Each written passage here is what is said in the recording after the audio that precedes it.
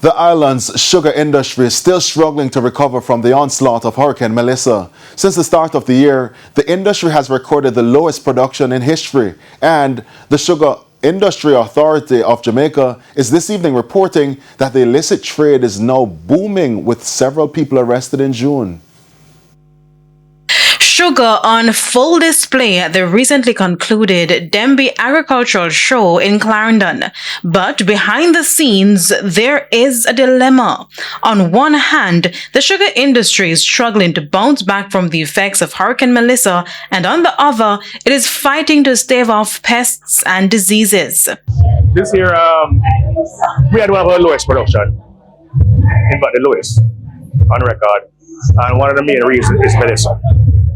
Melissa would have impacted the West, but in fact, we have two factories, right? One in Westman, that's Frome, and one in Lower Dasville, that's Birdie Park. It affected both, but it affected the Westman factory, seriously.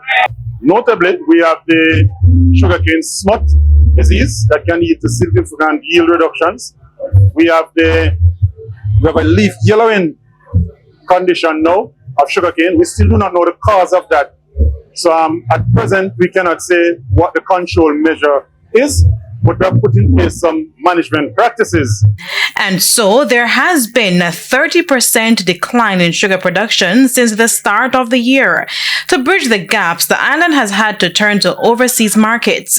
But another issue is beginning to take root in the country: the illicit sugar trade. Recently, in June, we arrested some persons that were in the possession of sugar that was not produced in Jamaica, and the Sugar Industry Authority, which we are the only ones that gives permit for the importation of sugar on the domestic trade, we found the issue and they were arrested and charged for breaches of the Sugar Industry Control Act under Section 12. However, the Sugar Industry Authority, SIA, said it cannot act alone.